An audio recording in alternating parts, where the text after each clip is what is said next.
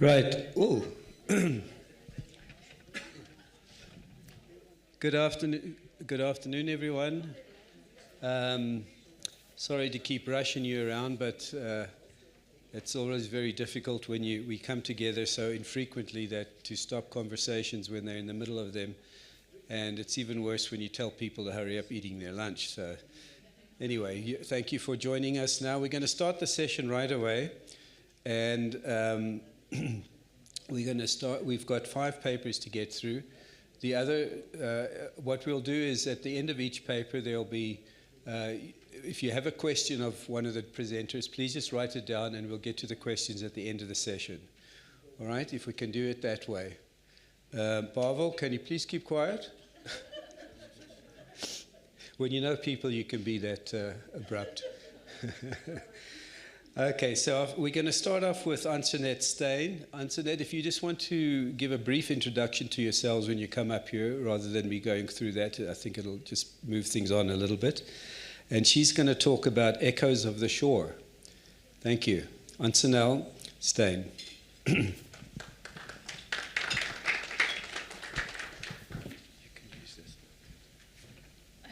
me? Use this. Does this work? But if you're going to move around, it might be better to use. Yeah. Keep it a bit lower because it's quite strong at the front. Okay. I'm Ancunel Steyn. I work for the City of Cape Town in Coastal Management Branch. This is not my presentation.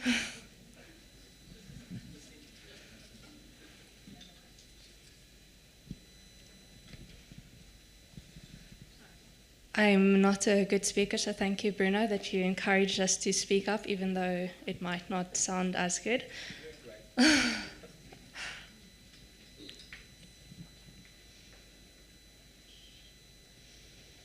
It says there yesterday, Ancunel Steyn.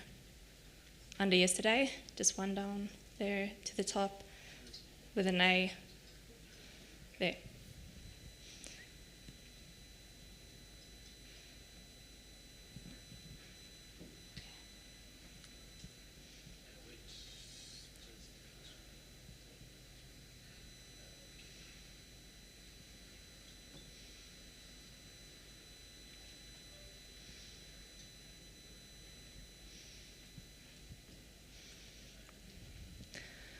At the end of 2018, I found myself at a crossroads. I was diagnosed with burnout and clinical depression, and although I got prescribed with medication, it had a host of side effects, and it was clear to me that this could not be a long-term solution.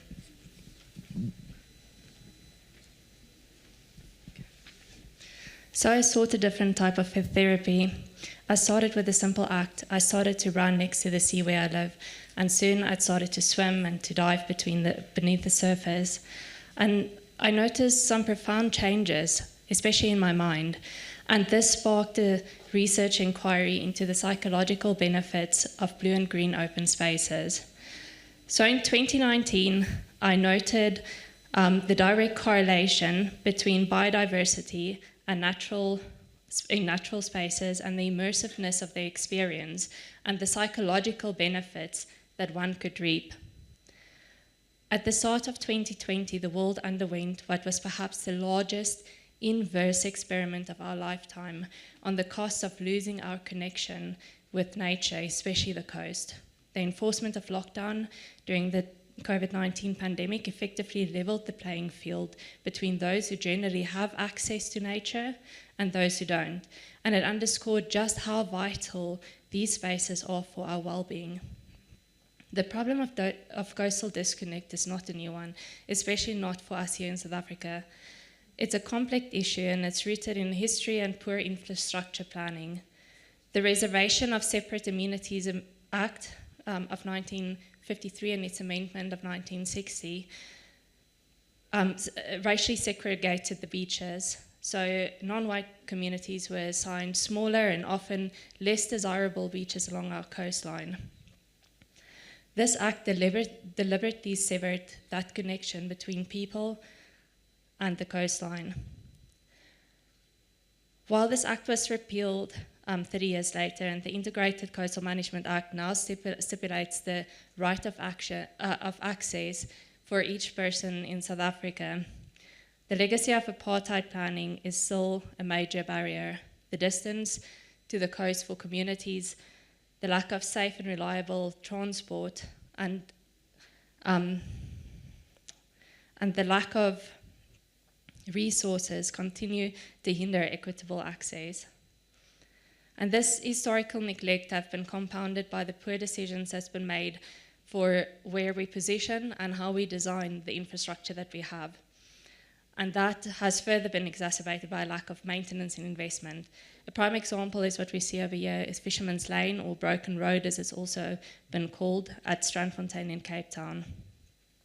This space is a culturally significant space, as fishermen have used it over many generations.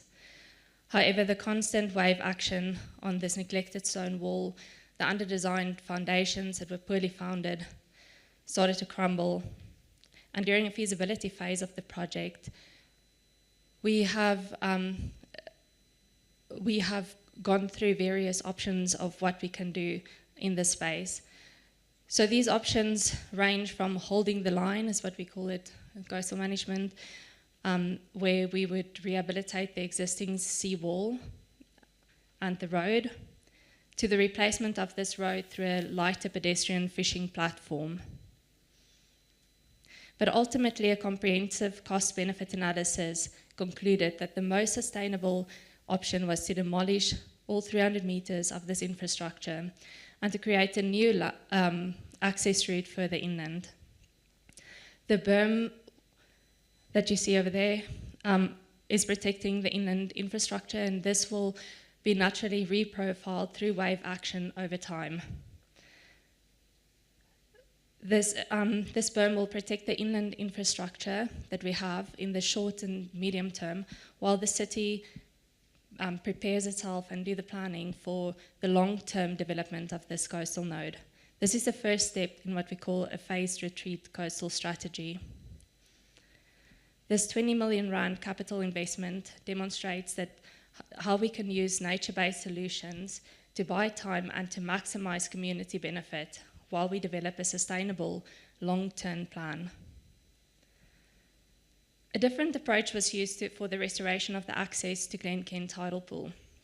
When the engineering cost estimates far exceeded our budget, I suggested a different proposal, and this was to simply repair the walkway through casting a stone-edged concrete walkway that connects all the levels of this broken walkway. And this low-cost intervention allowed for easy access to the pool, but unfortunately, due to topographic challenges, the wheelchair access could not be achieved. Another barrier for us to access of the coast is the narrow lanes through which we design.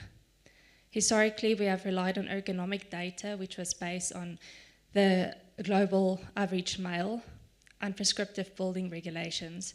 Yet, as the World Health Organization estimates, 16% of people experience a significant disability, encompassing not only physical but also mental, intellectual, and sensory disabilities.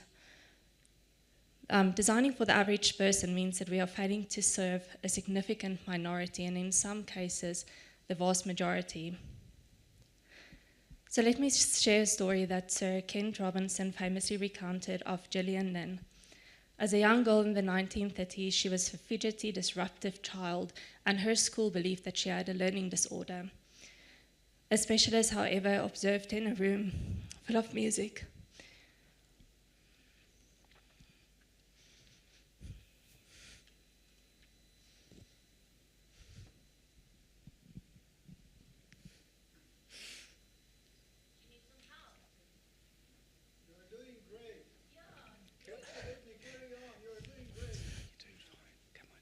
Sorry, this is so personal. So Gillian got up and she started to dance, and thank you. And as the observers left the room, she started to dance, and what the observers said and his diagnosis was that she's a dancer, take her to a dance school. And in that dance school, they gave her the opportunity to channel this intense energy that she has and the creative expression. And this led her to become a world-famous ballerina. And the story is so powerful. It illustrates the role of the environment and how that can be an enabling or a disabling thing for people.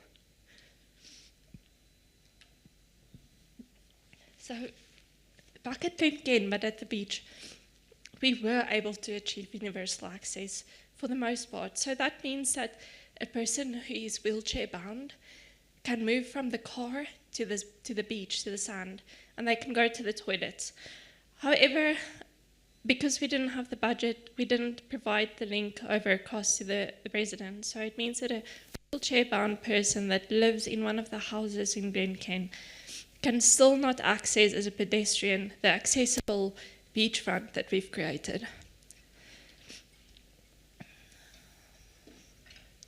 To truly maximize beach access, I recommend that we design for the extremes, the 5th and the 95th percentile of people. Muizenberg Beachfront is one of the examples of this approaches. Through the current replacement project, the beachfront will enable everybody to enjoy the beach. What was once a narrow walkway, fragmented by a building and level changes, and cut off from the coastal walkway by a parking lot, will soon be a generous mono-level promenade seamlessly connecting the coastal walkway that you see in the west and the raised promenade in the east. It shows that by designing for the extremes, the average global male will also benefit. As designers, we are often visually dominant. There's few things that, for me, compared to diving into a kelp forest. It's a kaleidoscope of color and surreal images, and there's no noise. This really is my happy place. But one day I had the opportunity to ask Professor Michelle Buerta. She's a blind academic who lectures in the Division of Disability and Rehabilitation Studies in Stellenbosch. What is it like for her to be at the beach? She describes the feeling of the sun on her skin, the sound of children playing, of wave crashing, and the feeling of the sand beneath her feet. She painted a picture so vivid and beautiful without relying on a single visual clue. This emphasizes the power of what we call a blue prescription, where a medical professional recommends spending time in a natural environment, such as an ocean or a park, to improve a patient's physical and mental health. The earliest inhabitants of the Cape, the Khoi and the San, fostered a deep physical and spiritual connection to the coastline. They accessed the coast freely and lived in harmony with the ocean. Harvesting within its regenerative capacity, the wisdom they gleaned from this connection is evident in the ancient fish traps that they built. These humble structures, which remain millennia later, form unique and biodiverse intertidal habitats. They work with the tides, the wind, the ocean currents, and embody a philosophy of working with nature as opposed to against it. This ancient wisdom can be applied to modern coastal infrastructure design. Where space allows, we can create nature-based infrastructure that increases biodiversity, like this dune stabilizing project in Hout Bay. The dune stabilization project enabled coastal access to the beach and to other infrastructure that was previously covered by wind-blown sand. So let's imagine coastal infrastructure that is in harmony with nature. At Miller's Point Tidal Pool, the infrastructure is in a poor condition, but it's teeming with life. We are currently designing for its rehabilitation, but instead of simply replacing like for like, we are aiming to create a design that maximizes habitat. We are studying the existing textures, crevices, and measuring the pool depth at high and low tides throughout the various phases of the moon. And this will inform our design to ensure that our inclusive design includes marine habitat. The project further investigates marine relocation and other options to limit the impact of marine life the impact on marine life during the construction period. So this is a chance for us to create a living classroom at Miller's Point, where we can increase biodiversity, and where the increased biodiversity is extremely accessible, and children can learn through first-hand experience. This is a very powerful way to confront them with nature and make them want to protect it. The story of Cape Town's coastline is one of deep history, challenging barriers, and immense potential. It is a story that we as landscape architects, designers, policymakers, and the community members can re-author. It is a call to action. We must move beyond the legacy of separation and neglect. We must reframe our view of Cape Town's coast, of Africa's coast, not just as a resource to be used, but as a vital partner in our collective health and well-being. By creating access to the coast through universal design, working with nature and honoring the wisdom of the past, we can build a future where every person can find their own blue prescription, and where the coast can be truly a source of healing and a connection for all. Thank you.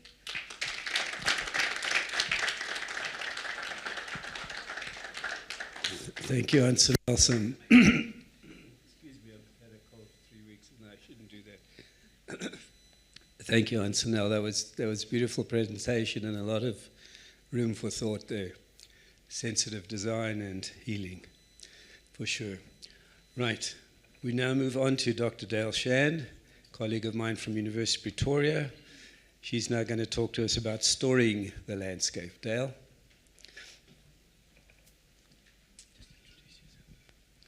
Thanks, Graham.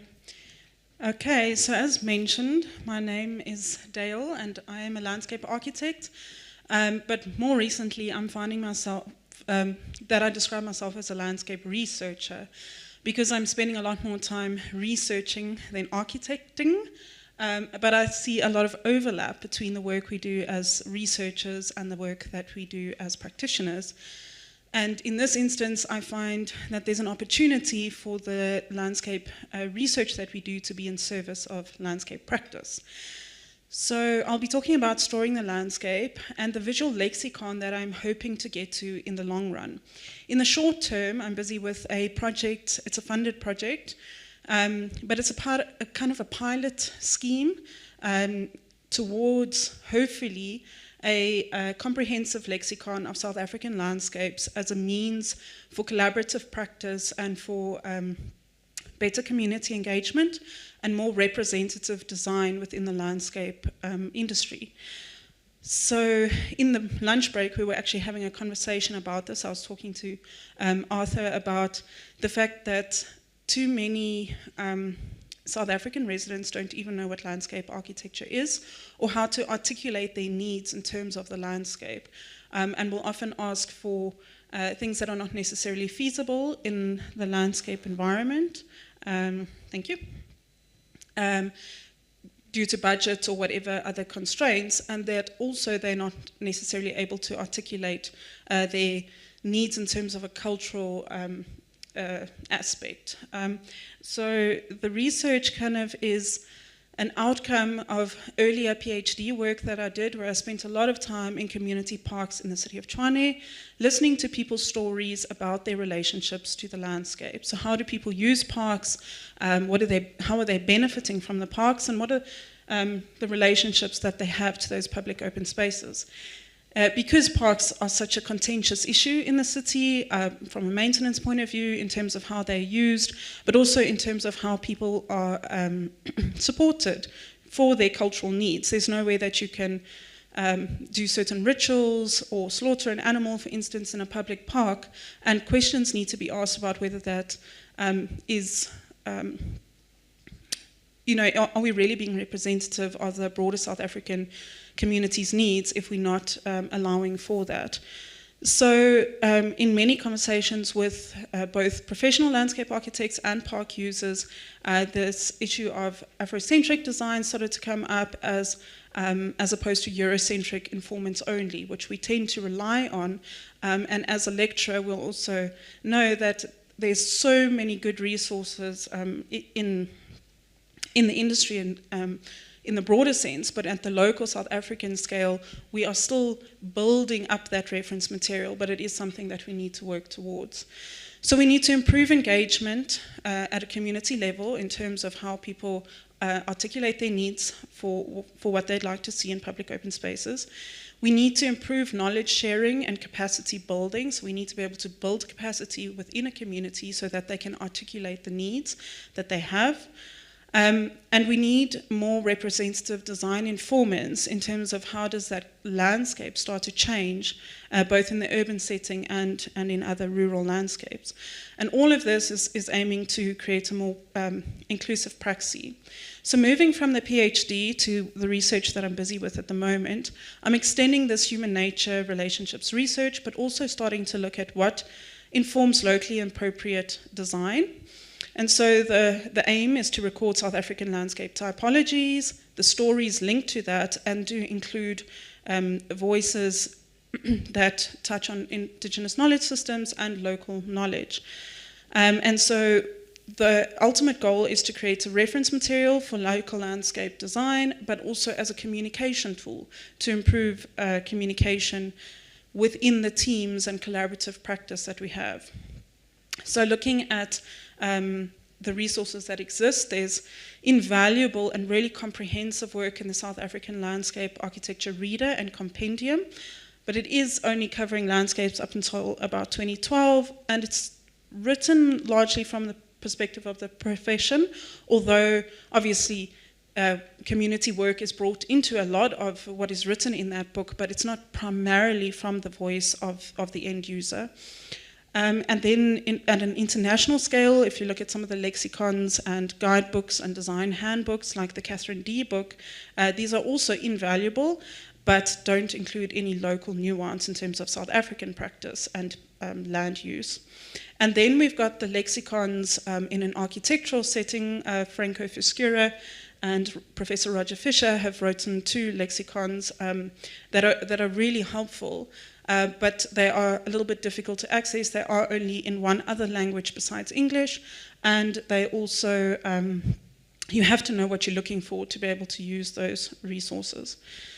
So the question I'm asking is really, how do we start to move towards a lexicon such as this? In the interim, we're moving towards an accessible digital repository, but the long-term plan is to work towards a visual lexicon. And when I refer to we, I'm talking about my students that are also working on this project. So Issa, Lebogang, Ntale, there are a number of students here that are also working on this project. So when I say we, it's also the students. But in moving towards the lexicon, we also have to look at what has already been done, and so that's the work of Franco Fuscura and Catherine D, which she's included categories, at least which makes it a little bit more user-friendly. But what's really valuable about these documents is the graphic and textual, the combination of graphics and text that make for accessible documentation. And if we start to bring in even more South African languages and graphics into this, it becomes a document that can be used for the communication, as I mentioned. So there are a number of objectives. I'm just going to touch on some of them, which is basically the collection of stories and the relevant content that's already been written about and captured. The methodologies that we're using is largely content analysis, so a desktop study of existing literature, but then also ethnographic fieldwork, which is that immersive fieldwork where we're spending a lot of time in open spaces and engaging with community members. For now, we're focusing on Mpumalanga, Limpopo, and Gauteng, but the goal is to create a replicable study that over time could be rolled out to capture more of the South African landscape. I'm just going to talk a little bit about some of the aspects that are coming out of this. It's a work in progress, so none of this is, complete findings or comprehensive or exhaustive findings, but it's just things that have been coming up as we've been working on this project. So it's obviously a very complex issue to work with the idea of Afrocentricity. It's a movement which challenges Eurocentric narrative and centers African interests. But how do we start to translate that into spatial practice, into landscape architecture? And someone highlighted Graham's work from 1990 already, in that the development of African answers, we need African answers to African problems, and you'll also see an excerpt there from some of my interviews in my PhD study, where practitioners were already saying that, we need to find more locally representative literature and precedents to continue to inform the work that we're doing, so that we're not only relying on a Eurocentric system. But we also need to ask, in dealing with this, is it just looking at the traditional and the vernacular, or are we needing to move towards a more complex and myriad set of influences and realities? And I think it really is that, because we need to move away from simple binaries and generalizations. We cannot just say that we cannot just place Eurocentricity at odds with Afrocentricity. Because of the inherited colonial and apartheid legacies that we have, this is the landscape that we live within. So Afrocentricity does not just refer to the rural landscapes or the vernacular architecture or landscape architecture. It also needs to include the informality and the inherited landscape. So for instance, Burgess Park, which is an old Victorian park, is actually valued by people in the city of Tshwane. And we cannot just say to people, well, that's not African, so you can't value that and you can't use it, and we need to do something completely new, because people do value those spaces. But how do we move forward in a way that is sensitive to African needs and requirements, but still understands the complex landscape and environment that we've come from? We also have vast geographic, microclimatic, political, and cultural differences across the continent of Africa. So if we talk about Afrocentricity, I mean all the way from Egypt down to South Africa, but also within the country and within each of our cities. And then there's also the more lived experiences of gendered use of space and generational use of space. So the stories that people tell, the way that they use landscapes, how do women use landscapes, particularly in environments where they don't necessarily feel safe, how are children using spaces. And so this Afrocentricity is not just about being at odds with Eurocentricity. It's about a very complex set of relationships. And so it's these relationships that we need to move forward on the basis of. So we need to understand our relationships to each other and our relationships to the landscape and land in general. So the work is largely, as I've mentioned, ethnographic. We spend a lot of time in parks observing how the parks are used or what features exist in those parks, and then the stories that people tell about that. So we having group discussions, we're having interviews, and then also, as I've said, documenting the various parks, the condition of those parks, but also the different elements, so that these become a basis for more comprehensive discussions with community members about the language and the cultural associations with these various elements. And so you can see that there are stories that are starting to emerge based on people's relationship to different landscapes, both within the city, but more and more their relationships to the rural landscape. So students are also starting to graphically interpret the stories that they're hearing and the narratives that are coming forward, and starting to try and communicate these relationships more graphically. And this is where we start moving towards a lexicon of imagery and terms in various languages that can together start to make up a reference book and or handbook for more engagement.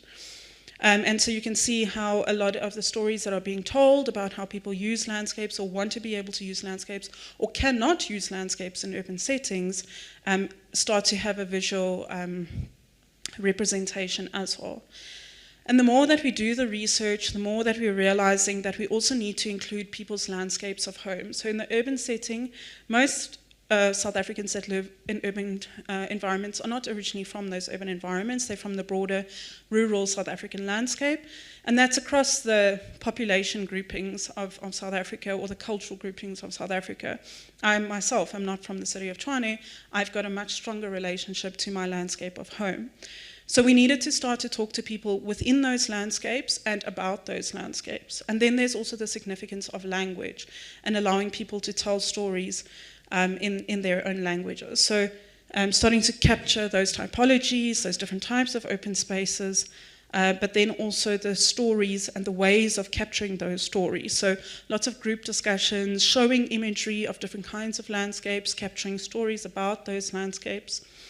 And I'm running out of time, so I'm just moving along quickly.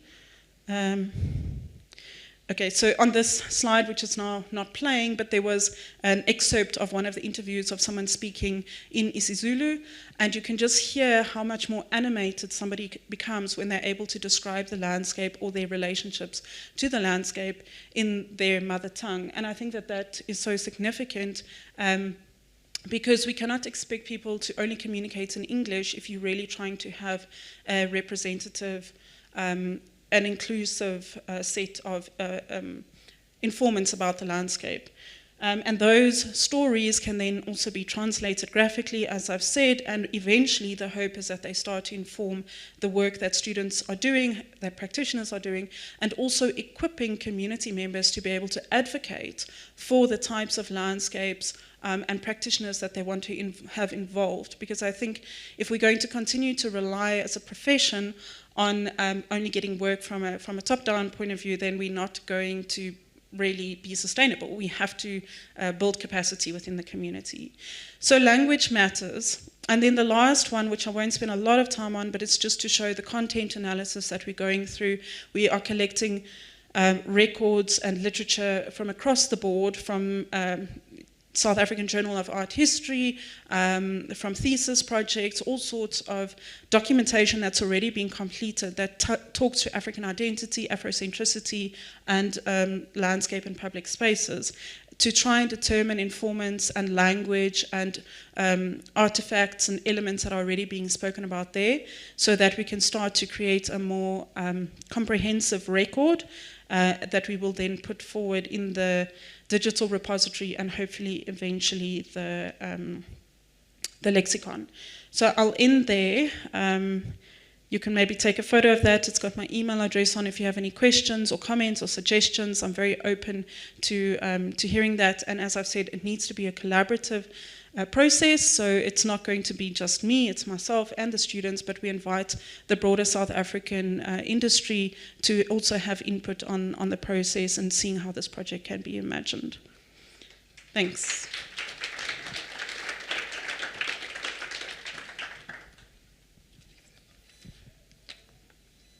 Right, thanks, Dayle. Amazing research. Congrats to you guys and your team. Really looking forward to seeing this visual lexicon come out, much needed, and well done. Right, we moving right along then. Our next presentation is by Liana Jansen and Marike Franklin, my favorite landscape architects from the Cape, with all due respect to all the others that are here, but they're going to come and talk about Baines Kloof, Ntale.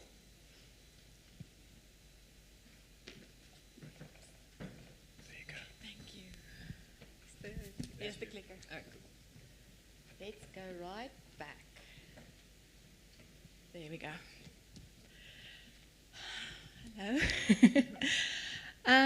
Marike and I have been very fortunate to work on a project located within Baines Kloof, which is in a World Heritage Site. And we had the privilege to employ a cultural landscape approach to help guide development in this context. So this process revealed how a range of cultural values and generational perspectives were embedded in the landscape, and how the study highlighted how meaning, memory, and place intersect, and how all these aspects then could shape thoughtful, place-specific, and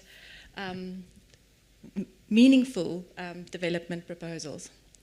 Okay, so Baines Kloof, those of you who haven't been there, it's a beautiful landscape. It's a very special landscape.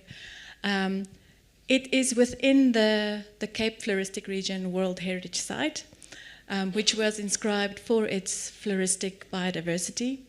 But it's also in the Limietberg Nature Reserve. Now, Limiet refers to boundary or the edge of the Cape Colony. So this was the edge, the Limiet mountain range was the edge of the Cape Colony, and there was no access to the interior from the Cape Colony before the 1850s.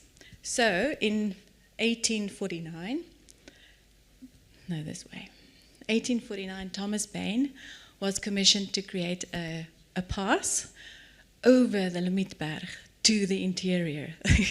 And this was a mean feat because it's a beautiful landscape. And Thomas Bain actually wrote about his experiences and how he would spend days in the landscape because the landscape is so significant.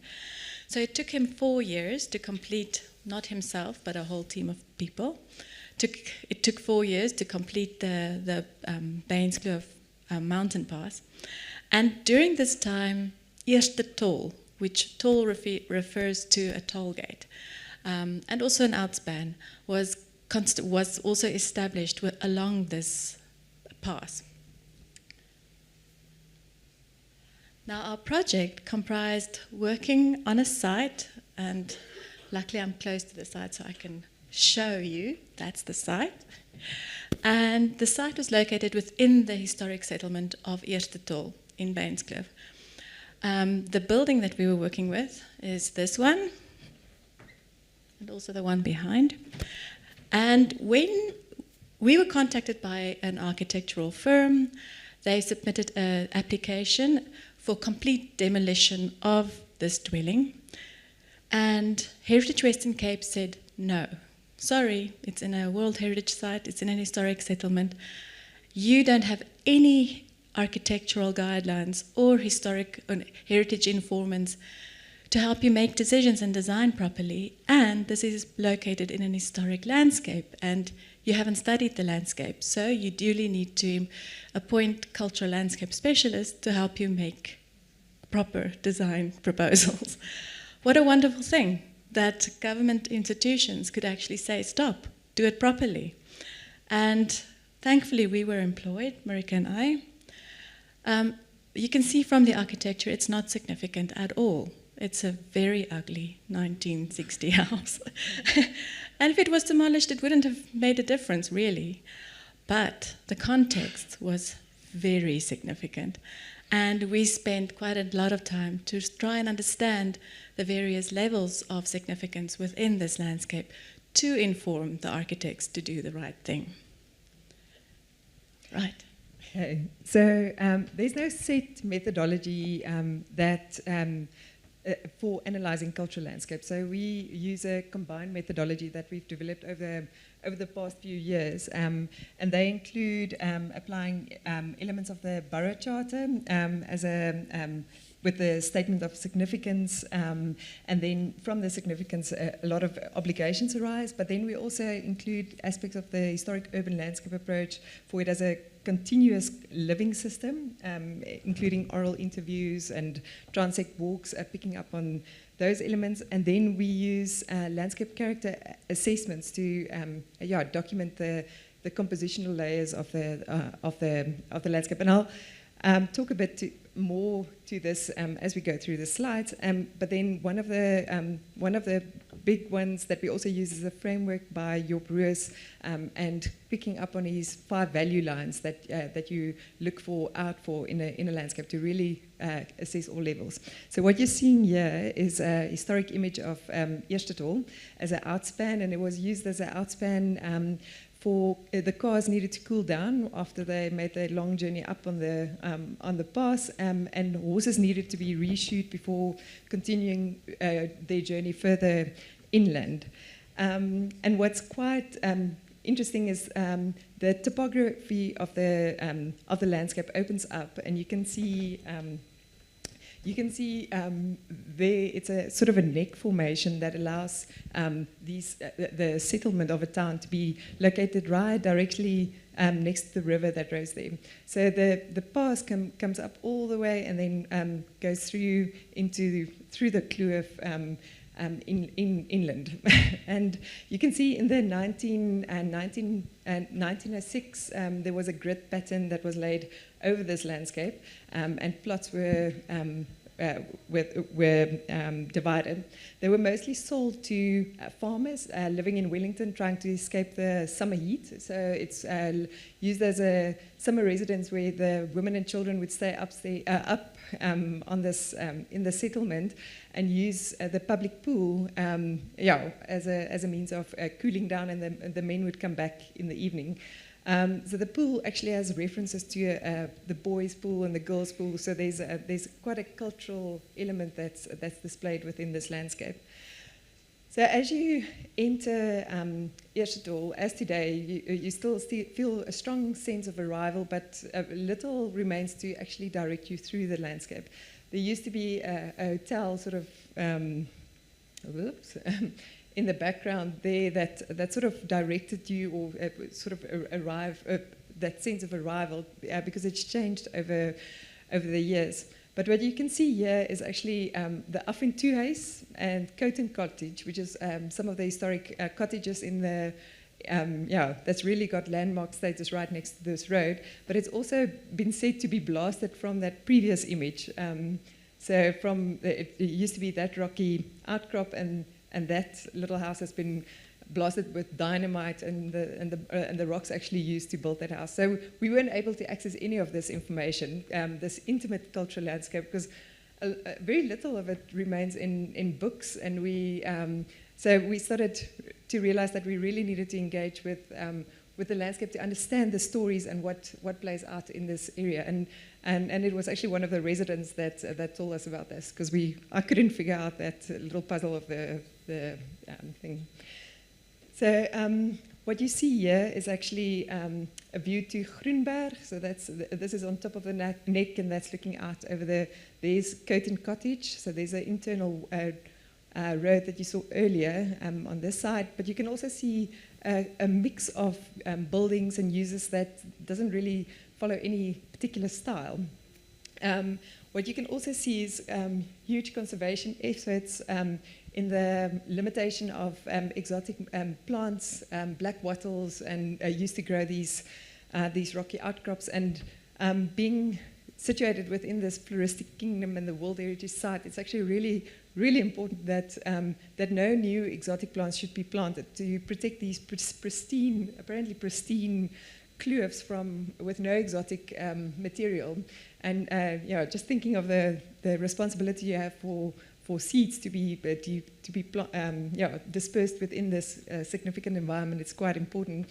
So moving on to the next slide, you can see how the landscape sort of bubbles up from the way the landscape layers touch the structural framework using boulders, and you can see the scale of this simple cottage, but you can just see how big it is with Liana on the side. They're just using this dates from the Baines era, when it was used as a convict labor camp for the construction of the paths. And you can see these double stories opening up throughout the landscape. So one thing that was really interesting that happened was there was this feel of almost an insular or unwanted feel, and we really needed to grapple with that. And once we got to know the people of Ntale, it was like amazing. It's the complete opposite. They're warm, friendly, and then we realized through the stories that they told us that some of these efforts were actually deliberate efforts to make you feel unwanted. So one case is the fence that was actually spanned by them, and there's some overgrown public seating structures that you can't even see in that image, but it's sort of blocking people from climbing out and actually enjoying the landscape. So that was quite interesting, this Anyway, and you can see the landscape opening up. It's actually single story on that side, with the fall of the topography opening up for larger structures. And you can see the remains of the old hotel site on this image. This is quite interesting. It's like a huge gate to protect the river, and it's also their drinking source to today. So there's a very good relationship with the land, but as a result, they're very antagonistic to all the hikers coming to the area to enjoy this landscape. So when you look at Ntale, the character areas that we identified was this historic core with the cottages that I just showed on this, with the main pass road and the secondary road going through the middle. What was interesting is we never realized that this little road existed, and it's the public access to the viewpoint, and this is all through oral interviews that we, this is where you go to watch the lights, to sundowner as a light, and then this is where you meet each other, and this is where you go to the river to go and cool down from this heat of the area. We also gave them specific names, so that's part of the analysis or the methodology, and this is sort of the, what did we call it, the nestled landscape, and in this particular area, there's stoops that protrude from the dense vegetation. So it's very particular. It's on the short end of the building. In this area, it's all elevated stoops, as you could have seen from the images shown. And this is actually the vital core, and that's where our site is located. So there, it's a consistency of green roofs and whitewashed walls. It's also got the stoops on the long edge of the building, and and then you've got a dilapidated core that really needs a little bit more to define character. But what's really, really important is this blue area that's all used as public amenities. So areas where you can still find glass shards in between the rocky outcrops. But then you get to this element. These were all interesting features. This is right next to the site, and it's actually quite funny. Once we spoke to one of the ladies, she's 80 years old, and she's singly living in, there's 5 permanent residents, and they all, most of them stay in this green vital core. That's why we call it the vital core.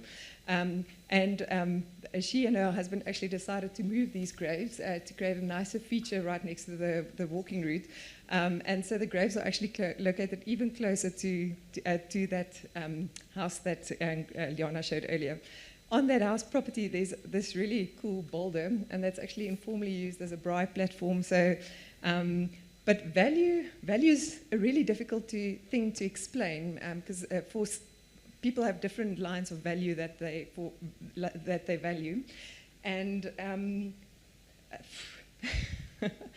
and I'll hand over to Liana. But value is the one element in terms of character that's located in the present, and that's very significant to understand. By capturing character areas, it's also acknowledging the present character as having a value. And I'll hand over to Liana back to you. Thank you. Next slide. Okay, so we spoke about in the beginning the different strategies that we employed in studying the cultural landscape, and one of them was specifically using the 5 value lines. The 5 value lines is noted here, the historical value line. So looking at historical continuity, past, present, future. Ecological value lines, what is valuable ecologically. Economic, where's economic potential or development potential. Looking at aesthetic value lines, what is value that people, the residents, visitors, place on the aesthetic of the site, and then also show social values of the site itself. And all of this were overlaid onto the various landscape elements, the landscape units, and for us to understand the integral, complex whole. Okay, so what we did was that for all of these value lines, we wrote a set of criteria to inform development. So for everything that we noted, we wrote a criteria that development could be weighed against, and that anyone can weigh that against proposals of architectural proposals. So this was the original architectural proposal. Imagine that in the context of Bainscliff, of the images that you just saw. And so very often in meetings, and we had many meetings with the architects, we have to quantify why we say this is not correct. Why does this not work in the Bainscliff context, Ntale context? So immediately we could explain to them in terms of scale, that it's not working in terms of the scale of the building surrounding it, the scale of the landscape. The site is specifically located in a embedded core, and the building itself, the scale of it, this present scale was overpowering it, and it would actually be visible from a much larger area, so it had to be toned down. We looked at the use of materials, and by building a material library as part of the study and as part of the aesthetic value of the area, we could say that there's actually some materials that keep coming up in the landscape, things like quartzite, things like masonry, and that's a better palette to use in the design, and that the facades also have to be less busy. So this is a very busy facade, which had to be toned down, as most of the buildings, the status quo in the area was very simple buildings with simple facades. But then we also looked at the fact that this was the only building that was orientated at a diagonal to the grid, the only one in the whole of Beinskloof, Ntale. And we couldn't understand why, and we grappled with it because we couldn't understand why the building the original building was located at a diagonal. And through the oral interviews and through talking to the people, we could understand that the building actually responded to the open space where people would gather, and it responded to the walkway, the significant walkway that as we entered site, we weren't even aware of this walkway that connected to very significant sites. So we could emphasize that the diagonal is important to maintain. And the the original design basically responded to it by keeping the building on the footprint of the original diagonal, but the second story would shift. And that was a little bit problematic, and the architects tried to listen to all of our criteria. They really did try. We're not fully happy yet, so we are continuing the process. Also, the design is not finalized yet, so we were hoping that the architects would be complete by the time of we presenting this to you, but they're not. So this is the interim drawings that we have, but it's wonderful how we could actually share with them the reasons for making statements and for not being prescriptive, but actually guiding through means of clues that were in the landscape that they could respond to, which we value as landscape architects. Okay, so in conclusion, taking together everything that we've just said, the significance of a landscape is not in its individual parts, as heritage was always seen as buildings or maybe a specific heritage area within an urban context, but significance is seated in an integrated whole of a landscape. It's seated in the relationship between landscape elements, landscape features, landscape context, and the people that use the landscape. And it's our role as landscape architects to decipher and then reinterpret them in new development, because development will happen and we need to guide development. So through the cultural landscape approach, we could inform development to sustain and highlight what is essential, and we provided a framework for balancing conservation, ecological need, integrity, social values, and architectural design. Because we as landscape architects, we have the unique ability through our training, but also through our being, because we are very unique individuals, human beings. We have the ability to read landscapes. We have the ability to understand meaning that's embedded in landscapes. We can integrate very complex and often unrelated aspects. We can integrate engineering with art. And we are skilled to inform development for not only today and the development proposals for today, but we can also look into the future and see what is necessary for the future. So we'll leave it there. Thank you.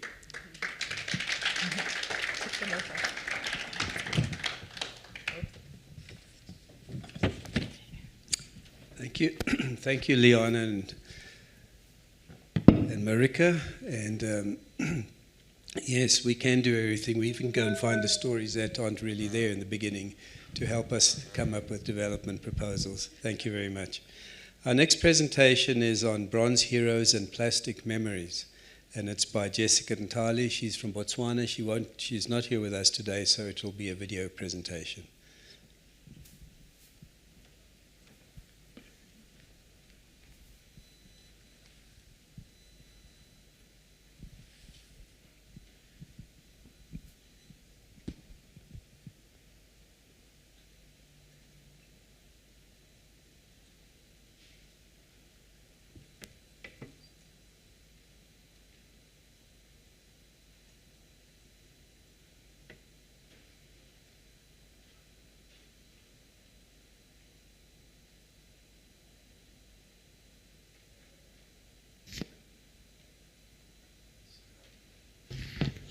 Hi, my name is Jessica Ntale, and I'm here to present my thesis paper titled Bronze Heroes and Plastic Memories, Questioning the Relevance of Statues as Memorials Using the Anti-Monument at the 3 Dikgosi Monument in Gaborone, Botswana.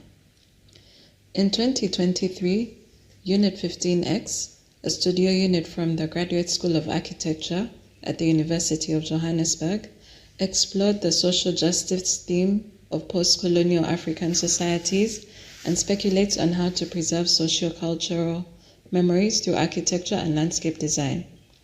This was through the theme, The Future Landscapes of Memory. This theme focused on memorials in Botswana.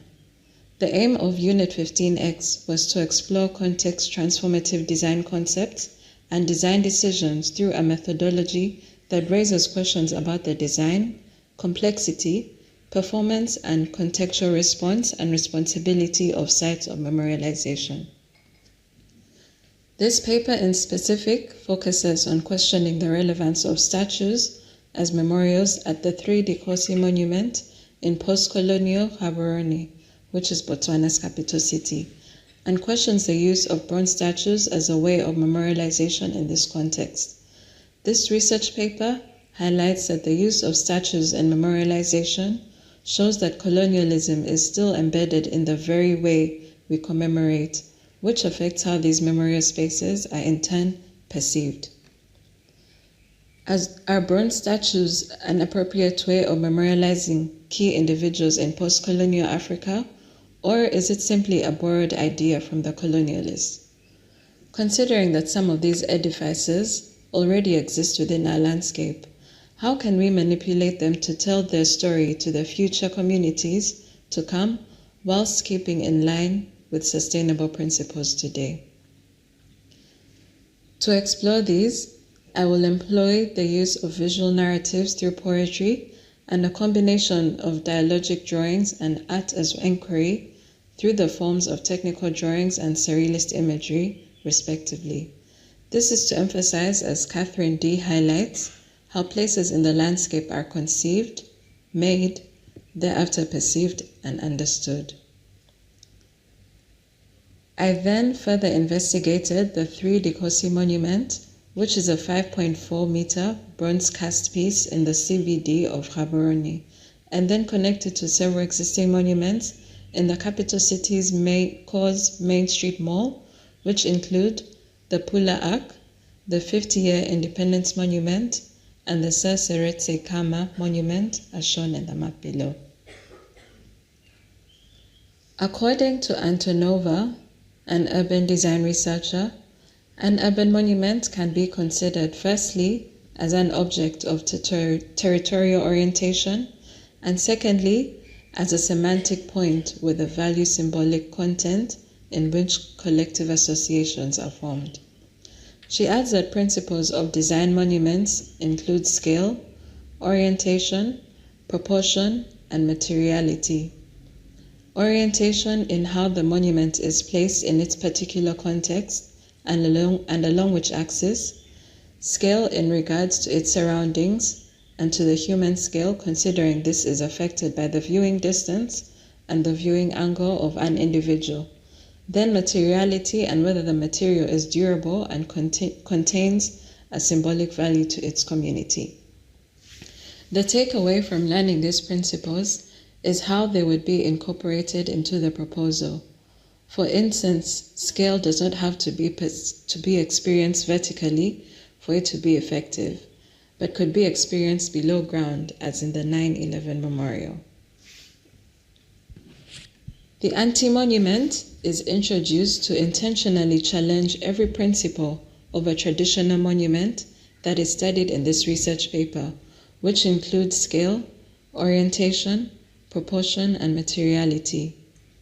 Anti-monuments challenge the presence of towering, authoritative monuments that attest to portray only one narrative, and hence use one method of displaying it within a public space. Through the anti-monument, this project proposes to counter conventional methods of memorial design, specifically statues, and aims to create a more context-specific and meaningful way of memorializing in the urban fabric of Gaborone. The resulting design principle for the 3D Kgosi monument is defined by two major themes: arrival, then engage. The site was first expanded to create a larger area for the earthworks and a public green space within the city's core. Thereafter, through exploring the notion of controlled vandalism, which in this paper is coined to define the careful adaptation of a statue for a specific outcome, I propose to carefully detach the statues from the plinth and move them north into the site. The granite plinth base is centralized to act as a performance stage for the community, hence uplifting it. A green amphitheater is proposed south of the site, right at the entrance, to also enhance community engagement.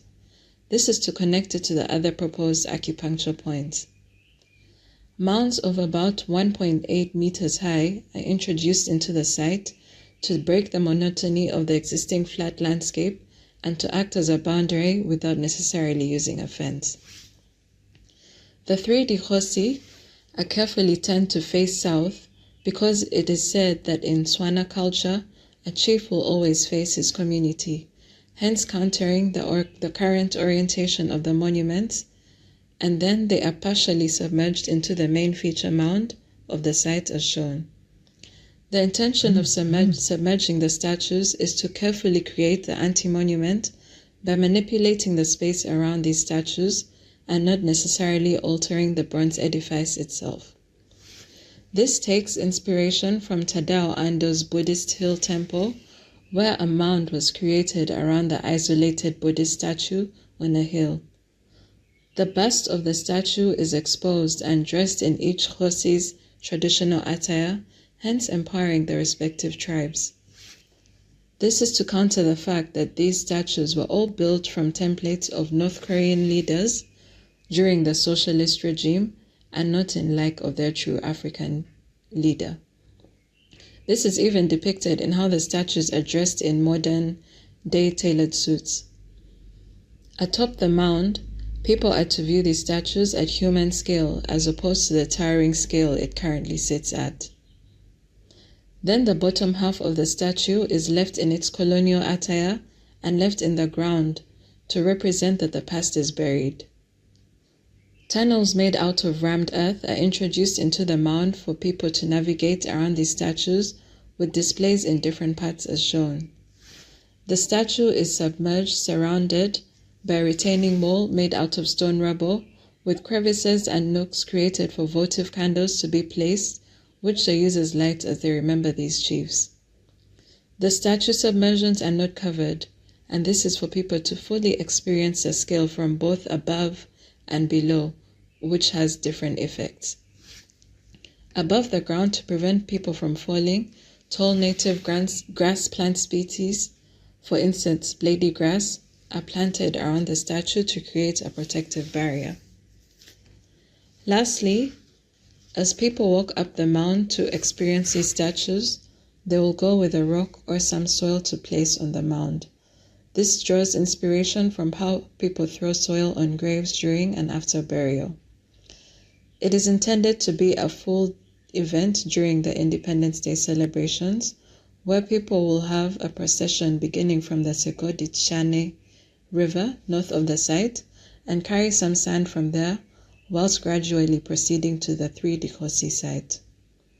They will go through the amphitheater tunnel entrance and emerge through to the main feature mound where they will pour the soil on top of it.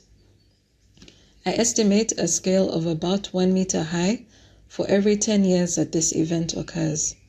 This would be repeated every Independence Day. The mound would grow 2 meters high for every 20 years as shown in the drawings and the models below, and I estimate by 2063 the statue will be fully buried into the mound and only accessed through the tunnels underground. Through this active act of remembrance, this act gives power back to the community to claim not only their landscape back, but also their narrative and purpose, and speaks to the future landscape of memory in Botswana. I conclude with a quote by James E. Young in regard to a fascist counter-monument in Germany and how I personally feel about the future landscapes of memory in Africa. Its aim is not to console, but to provoke, not to remain fixed, but to change, not to be everlasting, but to disappear, not to be ignored by passers-by, but to demand interaction, not to remain pristine, but to invite in its own violation and desanctification, not to accept graciously the burden of memory, but to throw it back at the people's feet. Thank you.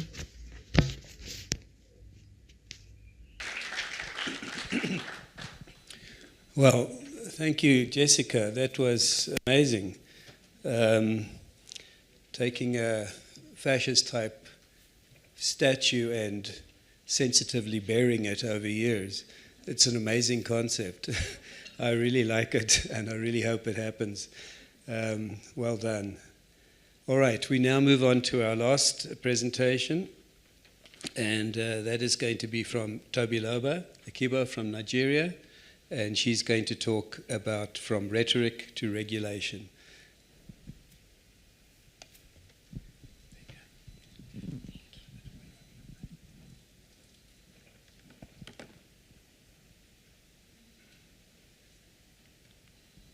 Good afternoon, everybody. My name is Tobiloba, and I'm a landscape architect. And I'll just run through how this came about. I'm currently doing an ECROM training, and it's called the World Heritage in Africa, Processes and Strategies. So essentially, what ECROM is doing is they're helping cultural landscape practitioners in African countries to understand better the 1972 Convention on World Heritage Sites. And I was lucky enough to be selected from Nigeria. And during that process, you pick a site in your country that you're familiar with. And I chose the Osun-Osogbo Grove.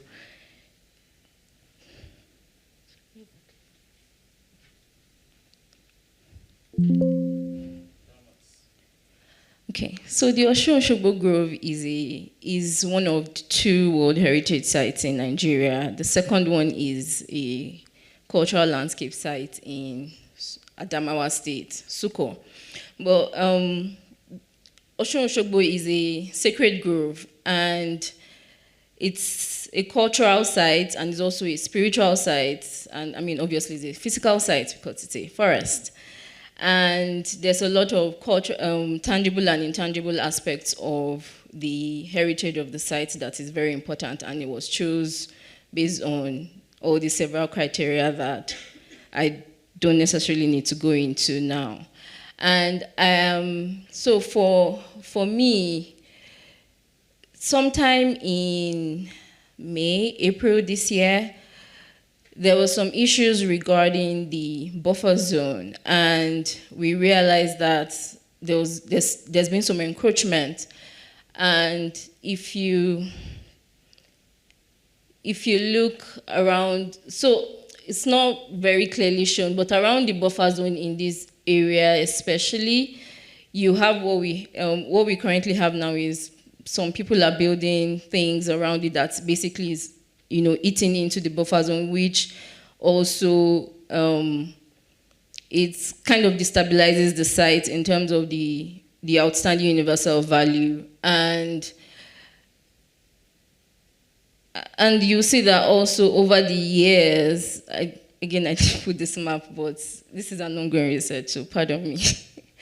So basically what's been happening is that the grove is getting, the buffer zone around the grove is basically getting, is basically reducing because of urban, growth and basically urban development around the site. And so because, okay, so there are a few things, right? First of all is the fact, because it's a World Heritage Site, there's a lot of interest and people come to the site every year during the festival. And it's during that festival also that actually keeps I also personally believe, and also what it is that people, it keeps the place alive, because it's consistently used, and the rituals that are being done during that time also makes the forest still relevant today.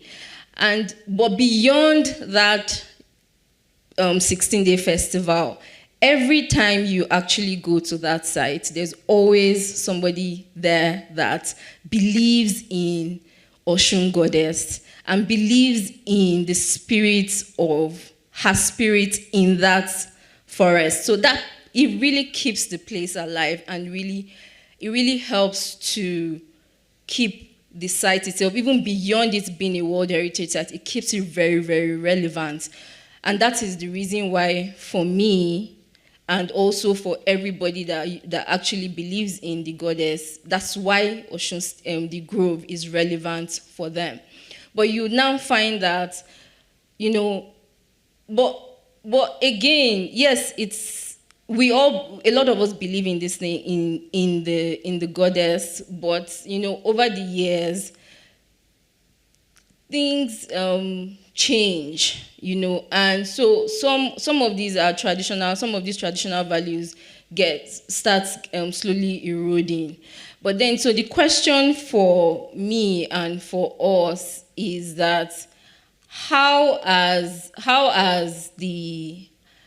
have they maintained this buffer zone even before it became a World Heritage Site, even before it became a national heritage site in Nigeria? How has the buffer zone always been kept, intact, without any sort of physical fences or any sort of, policy? So for me, the question is, how were they able to delineate these boundaries? Because you would see, if I go back to the map, you will see that the grove is in the center of Osogbo, and it's this huge forest that is just right in the middle of the town. So how have we always managed to ensure that you don't, build inside the sites? And what the answer to that actually is tacit knowledge from the custodians of the sites. So now the question is, how do we ensure that tacit knowledge is kept intact today? Is kept intact today. And while the original, yesterday when Julia Watson was speaking, she mentioned something about low tech, and that's literally essentially the entirety of what I'm trying to say, is that we do need to go back to understanding how we've managed to keep our buffer zones intact without physical fences, even without policies from government policies, and some of these practices that what for Osun Osogbo Grove is, we have some of these culturally embedded taboos. We have community vigilance that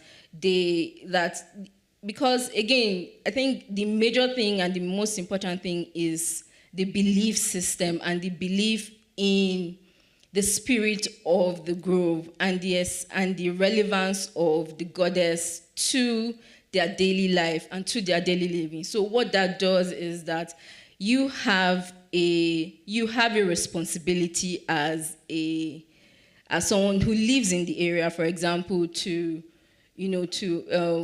guard the grove without anybody having to tell you that, oh, this is your job. It is everybody's collective job to guard the grove. And apart from even just the vigilance, is also the stewardship and is also the conservation practices of managing the biodiversity and managing the trees and the plants and the birds in the grove. It's understanding that these taboos, these unsaid taboos, and most times you find out that it's not said. Everybody just understands that, oh, we don't go into this forest because we are just not allowed to, or it's because, oh, they've told us that this is a protected. So from growing up in that kind of community, you understand the responsibility in taking care of the forest within your area. And another example I also wanted to mention is called Sogidi Lake in Oyo State. So it's in Yoruba, it is a Sogidi, and it means good fruit. That's literally what it means. But they just shortened into Sogidi Lake in Oyo State. And that lake, their form of conservation really is that they do not fish in the lake. And because for them, again, is also the belief that any fish that comes out of the lake is a spirit. And so for them, it's, oh, we are trying to protect these fishes that are in this lake. And so and for that reason, you find out that is their own form of conservation practices that they use within that grove. It's also a sacred lake for them, and so it's another type of sacred grove. Well, it's not a World Heritage Site, but it's also a cultural heritage site. So so basically they protect that through having that belief that the lake provides some sort of sustenance for the community. So they go there to practice rituals within that lake area, and then it's a taboo essentially to fish in that lake. And so what that does for them is they are protecting that lake. And even though currently there's a lot of development around the area, you will still find that lake as intact as it could possibly be, even without even with external forces. So the answer for me here is we need to protect our sacred and cultural landscapes through systemic planning reforms. But what that means for me is that we do need to go back to our indigenous knowledge systems, our traditional knowledge systems. If we're putting in systemic planning reforms in place, they should be anchored in the community practices that we've learned growing up. For some of us, the taboos that have been embedded in our cultural practices, and also collaboration within the community. And I would end my presentation basically with a saying in Yoruba, essentially, that says, "Odo ki son ko gbagbe orisun," and that means that a river does not flow so far that it forgets its source. We shouldn't flow too far away that we forget the source of our traditional knowledge systems. Thank you very much.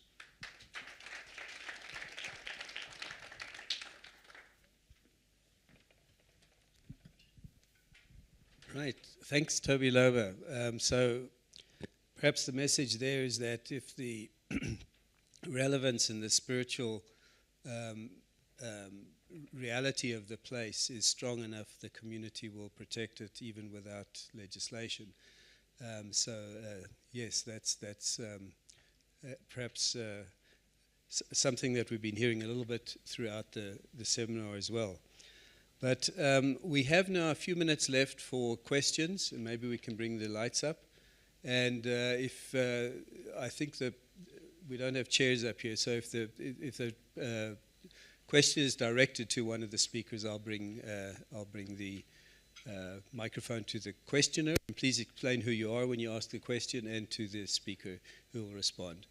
All right, it's over to you then. Do we have any questions that anyone would like to ask?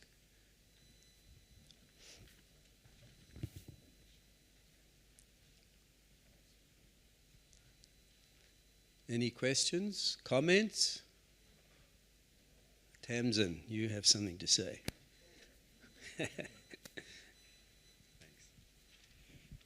We haven't heard a lot about gender, a gender lens in how we make our landscapes, but I happen to know that Miller's Pool is looking at integrating gender in some way. I don't know, Ancunel, if you can talk a little bit more about that.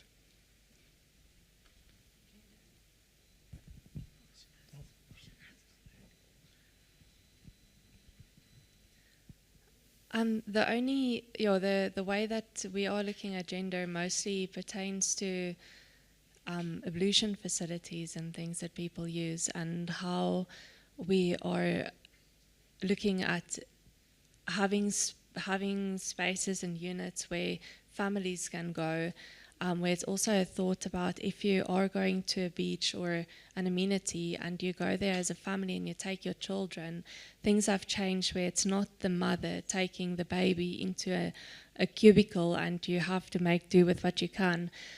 It's often the dad or the other caretaker or whatever it might be. And there's also, I think in Cape Town, probably more than in other areas in South Africa, there's people that relate to different genders, etc.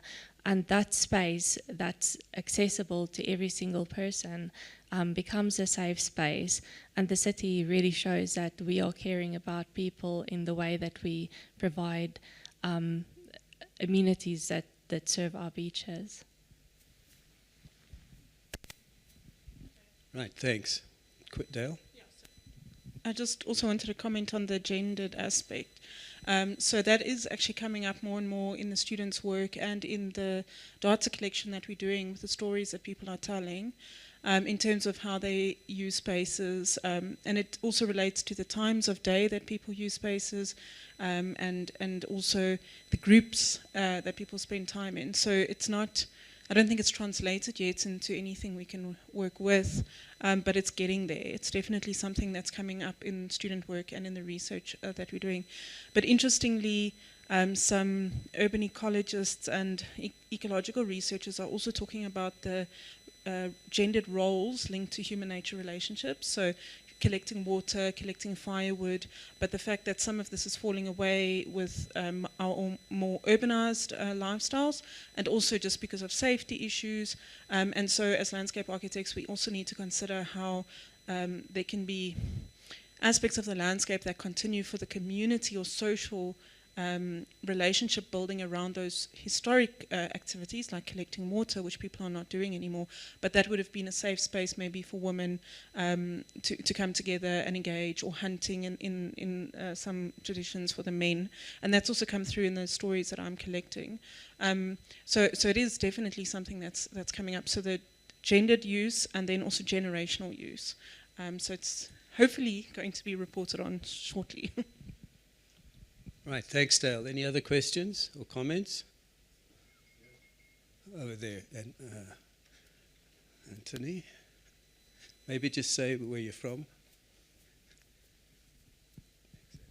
Hello. Thank you. My name is Anthony, and I think my question is again back to Ancunel. I hope I've pronounced it properly. So I'm quite excited to see what you're doing for the community there. And my question is, I don't know how long the project has been in use after completion, but has there been a study of the behavior change maybe, or how people are using this, the new facility as it has been structured? The reason I'm asking this is sometimes we tend to do a lot of good work out there, but then it doesn't relate to the local community. Right, you get that? I think the space that you're referring to is the one Fisherman's Lane, Broken Road. That's the one that we have completed. And we've had lots of discussions with the fishermen, even during construction, and it's one of those projects where we've managed to make changes to the project even while it was in construction period because of the input that we were continuously getting from the community. So at the end of the day, we've received very positive feedback from the fishermen, and they are protecting the space themselves as well. However, there has been vandalism and theft, like we experience in a lot of our open spaces, but the fishermen are the people that report it to us. So it is done by people not in the community. So it's not the community members who use the parks, whose children play there, that are vandalizing elements of it, but it's people from the outside that we don't even know that come in overnight and vandalize those spaces, and the communities are suffering. So it is quite sad, yeah, that aspect of it. Thank you, Ancunel. Okay, so we are coming to the end of this session. I'll open up to one more question or comment. Was hoping someone's going to comment on the bronze sculptures. Okay, Kobus, who gets the last one? Flip a coin. If it's short, you both can say something. Thank you. Kobus Skeepers from Polokwane. I've just got a question for Liana and Marike. I'd just like to know, would they recommend something like a design primer or something like that for heritage buildings to be written to just prompt responses from architects before the project progresses too far? Right, thank you, Kobus. Liana, you can answer it and then ask your question.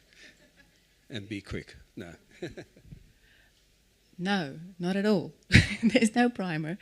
What we need to teach architects is to actually do site studies and do field work and be forced to do field work and to engage with the people living around the site, and that has meaning connected to the landscape.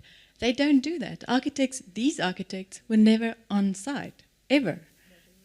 Were they? Well, they didn't read the landscape properly.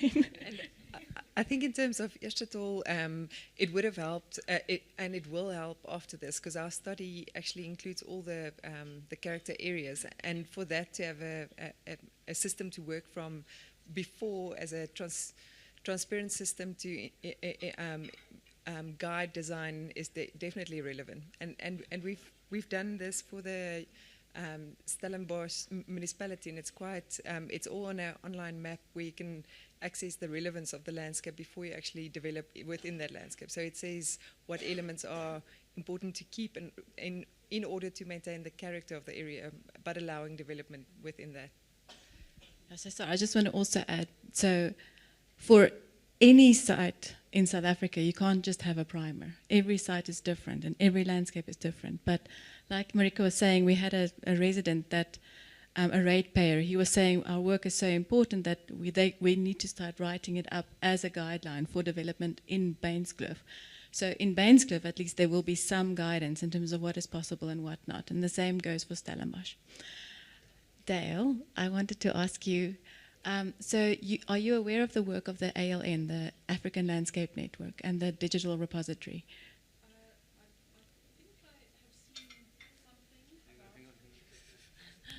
In short, no, not. I know the African Landscape Network, but I am not following anything about a repository. But thank you I'm going to go look it up now.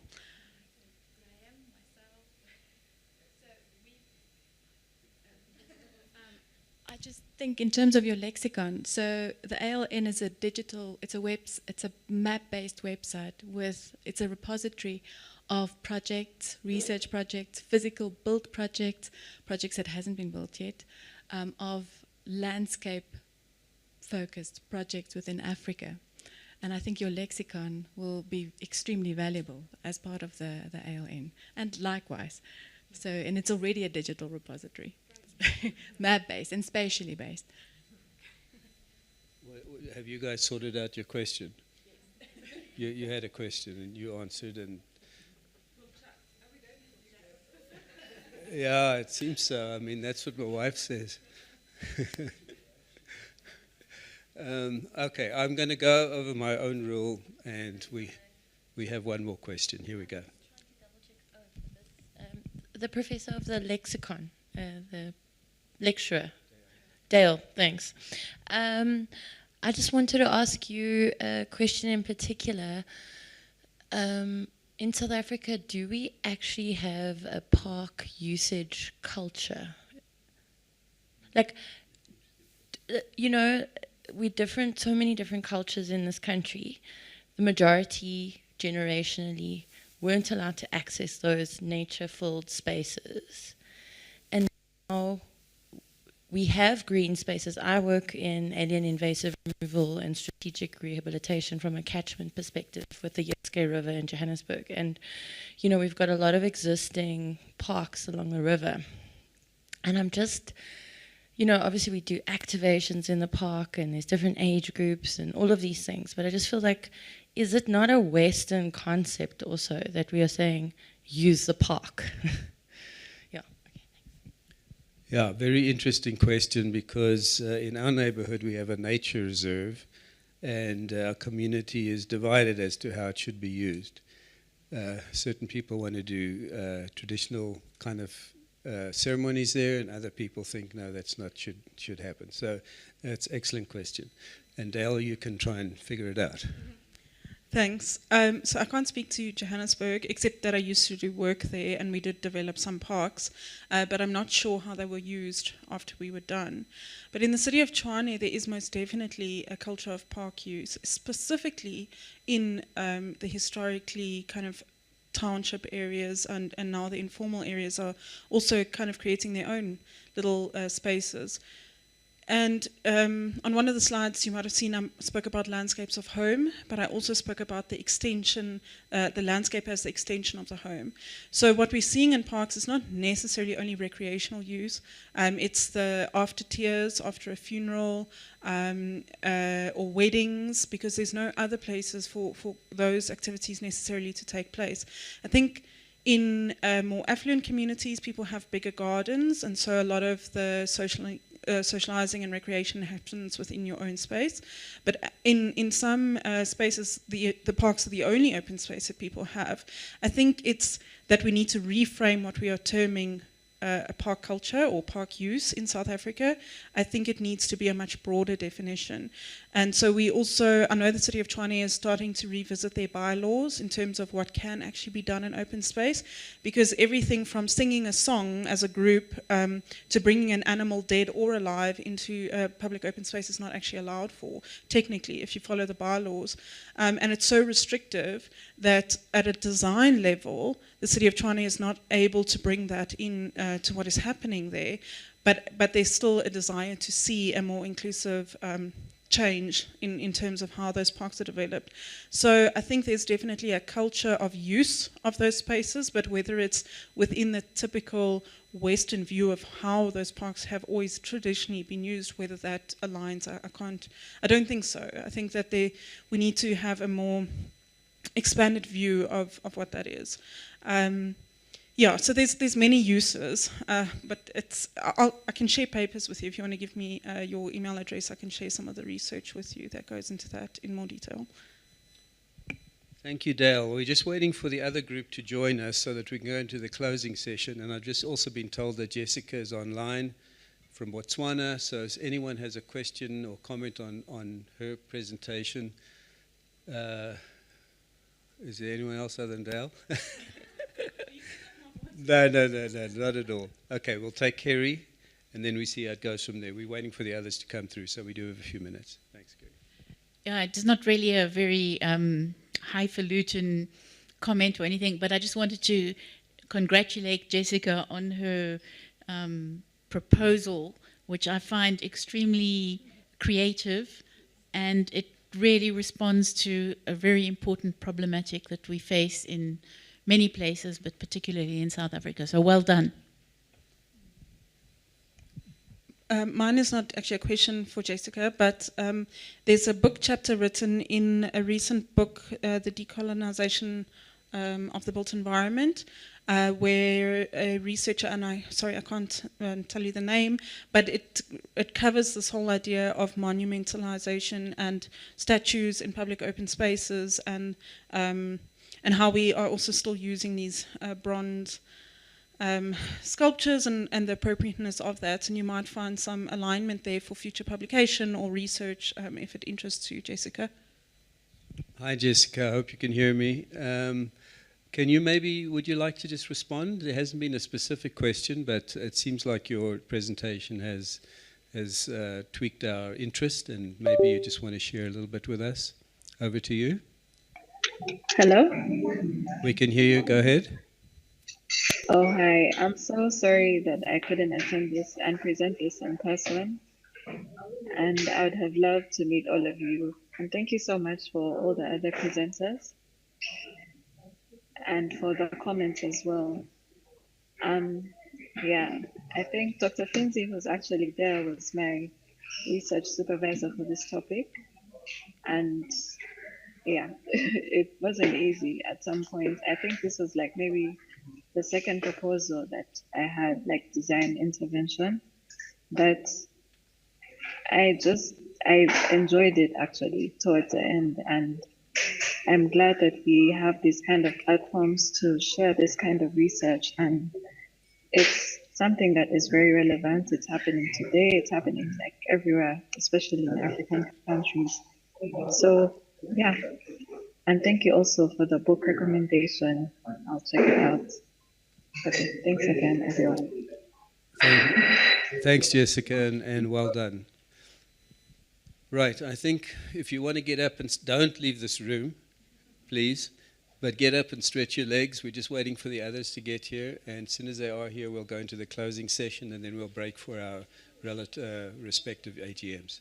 Thank you. Are you sure they're not waiting for us to finish before they barge in? 7, 6, Kate, let's go. 5, 4, 3, 2, 1. Right.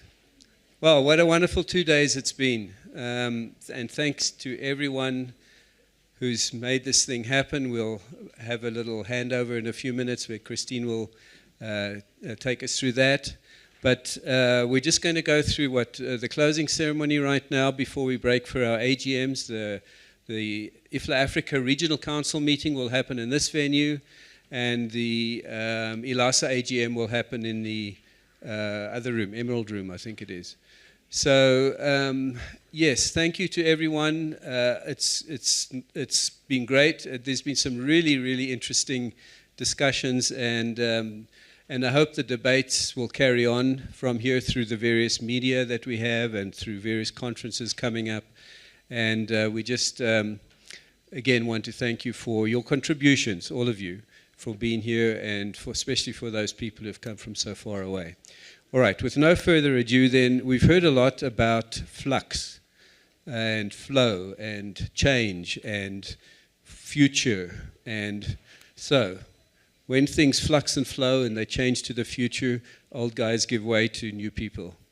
And that's what's happening in IFLA Africa. I am the current president, and within about 10 minutes I will no longer be the current president.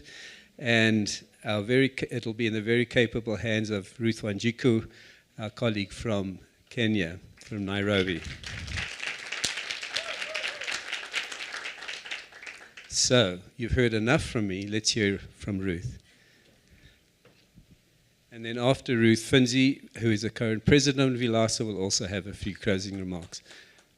There you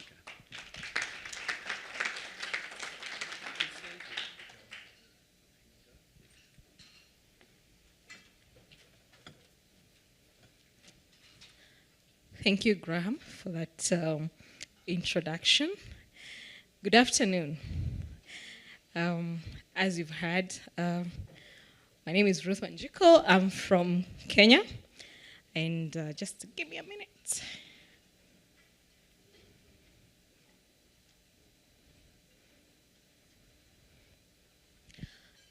So, my first interaction with IFLA was many years ago when I was a student at Jomo Kenyatta University, which I think at that time was one of the 3 schools in Africa that was training landscape architects. And we actually didn't know what landscape architecture was. So we had, I can't remember the name of the professor, but he was from Canada and he came to do, sorry, he came to do an audit of the program and to see whether we're being trained in the right way or not. And at that point I was like, oh, so this animal called landscape architecture is actually a real profession. Because at that point, most of our comrades would tell us, you came to university to study gardening. You know, you couldn't find better use of your time. So it was very interesting to see that it's a profession that is known worldwide. And that was really a boost for us. And my second interaction was when we had the 2011 symposium at JKUAT again. And this, I think, is the first time one of the Council for IFLA Africa region was established, which was a good milestone. And then I sort of forgot about IFLA, and we all went about our business, trying to make money, get known in the market. And then I found my way back as an official in my local association. And in 2018, we were given the rights to host the IFLA World Congress together with Sweden. And we didn't know what a big deal it was at that point. And I think I realized it was a big deal when I became the project lead for the Kenyan side. So it was quite, I think we underestimated at the beginning what that was. It got very scary and tiring in the middle.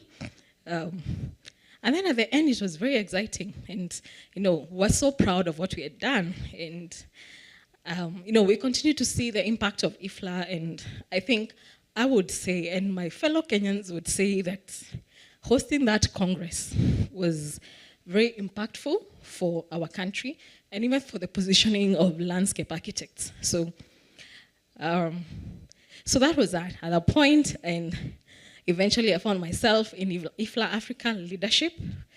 And thank you, Graham, for orienting me very fast and quickly giving me work. Graham is a good teacher, and also you have to meet deadlines, which I think is good. He has led as well, and thank you for that. I would like to thank Carrie. I think she's been part of the IFLA Africa Exco for so long. We almost made her president for life, but we resisted that African side of us,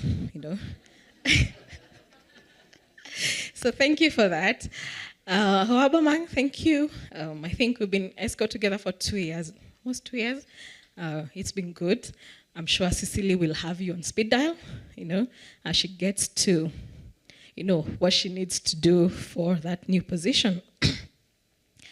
So I would just like to say, what shall we do moving forward? Because we've had a lot of discussions, and thank you, ILASA, for organizing such a thought-provoking conference. We indeed need to reframe the African landscape. The key takeaways from the last 2 days reminded me of the African Landscape Convention. I don't know how many of you are familiar with that document. It's been in circulation for quite a number of years, so I would urge you to familiarize yourself with it. It has a lot of that, traditional knowledge, healthy landscapes, working with nature, and valuing landscapes. So there's a lot we can build on as it guides our practice.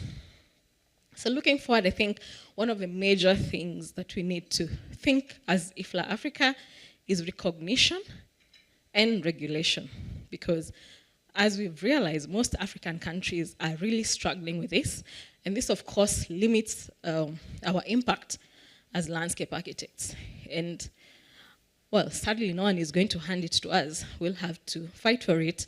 We'll have to push, and we'll have to find creative ways of first getting recognized. And I believe recognition is even bigger than regulation, because once people know what landscape architects do, then regulation you can be able to advocate for that. Sorry. Climate stewardship, as Tamsin presented, we must take our role as stewards of climate adaptation seriously and urgently. Most initiatives are currently spearheaded by everyone else, but landscape architects. I go for forums where people are talking about nature-based solutions, and you ask them, do you know landscape architects? Who are those? You know? So you find, excuse me, there are very many initiatives that, you know, looking at conservation, nature-based solutions, just climate stewardship, climate adaptation, and we are excluded from the space. So no one is going to invite us to that table. So either we crash the table or we create our own table. I guess we can do both. Number 3, collaboration. We've had several partnerships. Actually, we just signed one today with UDISA, which is, you know, a step forward in just making sure we are not in an echo chamber. And I would like to thank Bruno and his team. I think you've done amazing in bringing a lot of partners into IFLA, and I think as an ExCo, we'll look at, you know, what can we tap into that as Africa, and what can work best for us. And thank you for building that and for showing us that we need to break those walls and continue working with other people. And finally, growth. We are only 10 member countries. We just recently onboarded Tanzania. Where's Anita? She's not in the room. Oh, you're from Tanzania? Welcome on board. We are good to have you. And we really hope that we can bring on more members, and we're working towards that. We saw Uganda was very active in the student competition, and we'll definitely build on that, and even other contacts we have in other countries, just as we build this body, because the more we are, the more our voice is louder, and the more we strengthen the profession across the globe and across Africa. The other thing is we shall continue empowering our education programs. The last 2 EAA chairs have done a good job about that, and I'm sure the new EAA chair will build upon what has been done. So I'd like to thank Graham for your leadership, and we are glad that you'll still be with us so that we can tap from your wisdom. As you can see, we are all significantly younger than Graham, which is a good thing, because you'll tend to, you know, get us back on track when we go astray. But I think it's a good mix. We have a good mix of leadership, and it's going to be good. And we look forward to building on what you, Carrie, and the other presidents have done. And congratulations to my new ExCo members. Please stand up.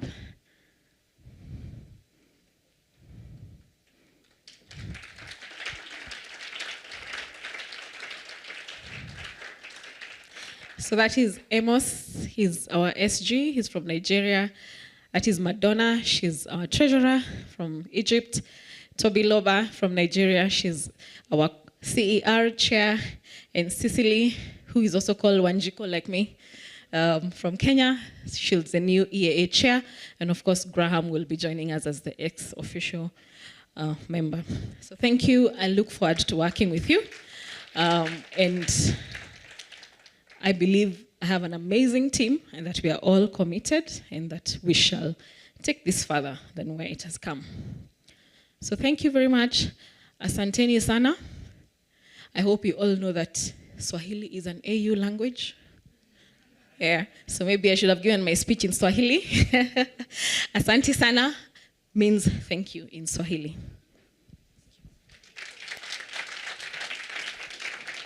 Thanks, Lou.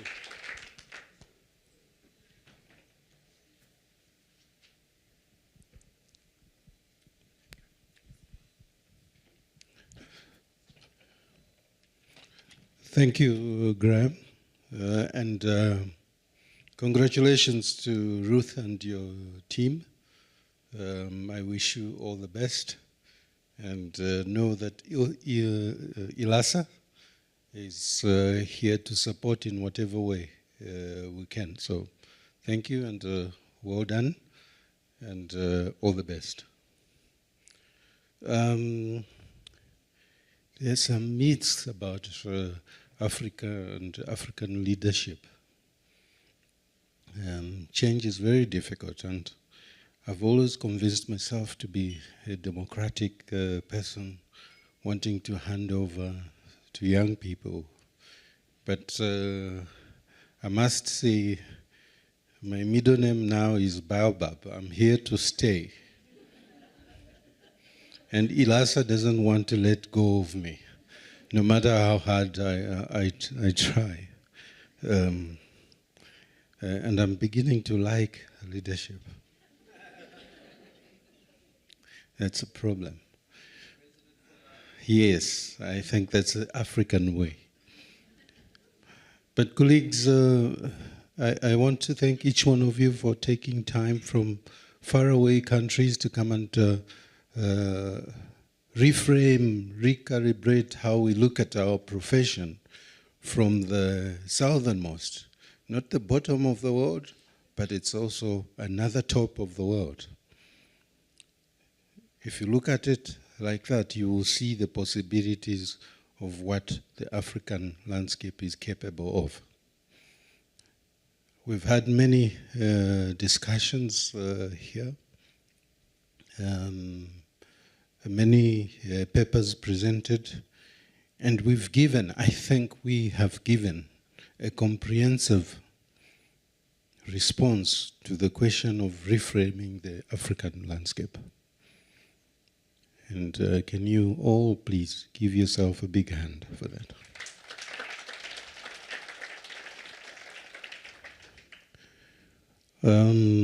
Ruth spoke about 2011, and if you look in the archives of the pictures, I was there at that conference in Nairobi. And in those times, I had my doubts about where landscape architecture was going to go. But I have no doubts, because I can point to many landscape architects. Some of them were on the panel here, who I don't want to embarrass, but I can say, you and you and you were in my class one time. But you're here teaching me on how to think about the landscape. I can say that I'm fired up, my mind is fired up, full of ideas for the next 10 years. Where's my campaign team? For the next 10 years, I would like to stay in ILASA. But no, I think we've answered very comprehensive our question. We have seen that there's no one definition of what landscape architecture is. There's multiple definitions. And because of that, there's multiple approaches that we should develop in order to contribute to the rest of the world what it means to be an African landscape practitioner, whether you're an architect or a gardener or a thinker or a spiritual landscape practitioner. It's all in there. And so maybe two things that we should take away is the need for further collaboration, engagement, seriously. Collaboration and trusting and loving each other. Yes, I've been a culprit before saying, we shall crucify the engineer. But I've learned to love them should learn to love them, then we can change how we think about the future. I'm an educationist, and so most of my time I spend thinking about how to teach young people. And I think I've made my fair contribution, which is based on the idea of that I don't know. But I trust my students that together it's a partnership in discovering what we should be doing. So, second thing, we don't know. But we are passionate about landscape, that we are willing to try any means possible to investigate and propose a new, better landscape tomorrow. And so the philosophers in landscape we've heard here through the papers, the spiritual practitioners, the informal sector practitioners, the public space practitioners,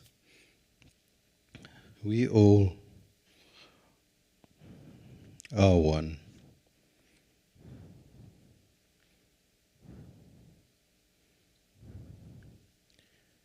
We all are one in the advocacy for a landscape of multidisciplinarity, transdisciplinarity.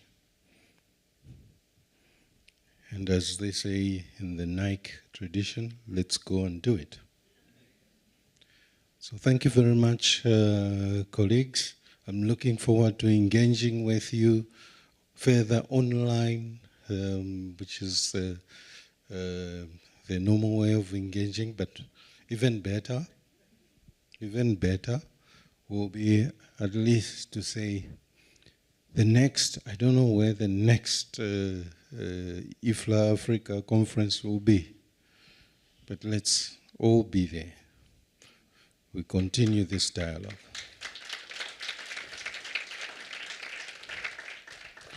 Thank you very much.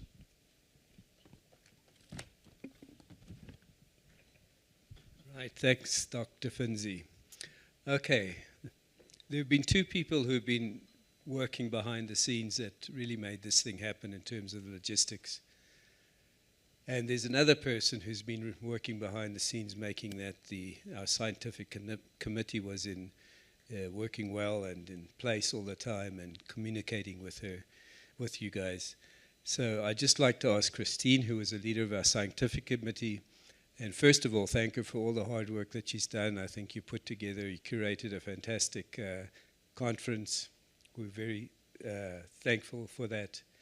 But Christine would just like to share a couple of words and thank those behind the scenes. Thanks, Graham. It takes quite a lot of people to make a conference, and I think we've seen a lot of that over. I know I'm short, Finzi.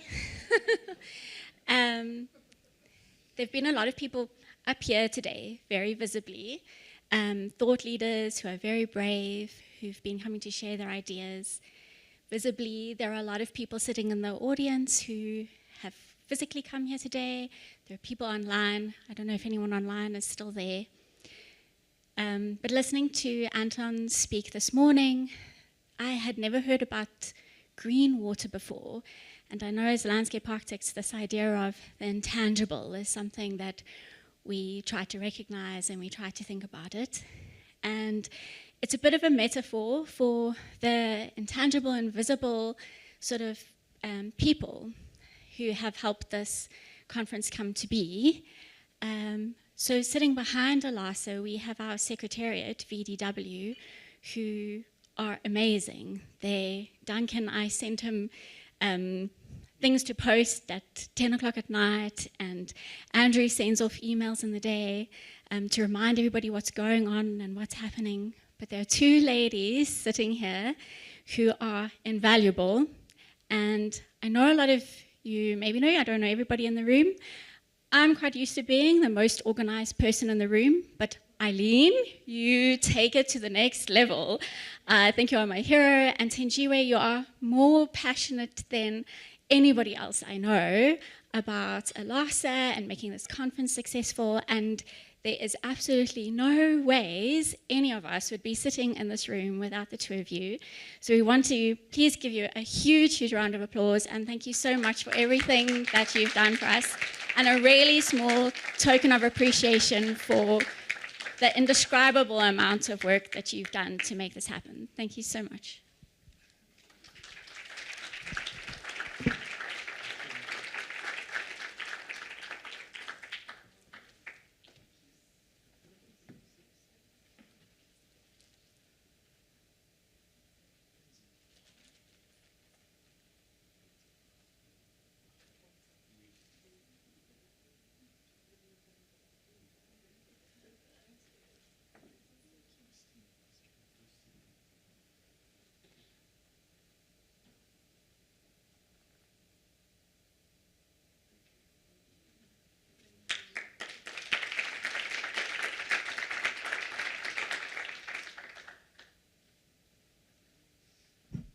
Well, we might have not got going on time, but we finished exactly on time. So, thank you to all of you for that. All right, we're now going to break into our sessions. The African Landscape Architectural Regional Council meeting will happen here. We might just need to pull a few tables together or something, and the ALASA Council meeting will happen over in the, it's called Emerald Room, yeah. This is being videotaped as well, or sent out via video to our various colleagues around the country. So if we can start as soon as possible, because they've been told the link starts now at 15:30. Thank you.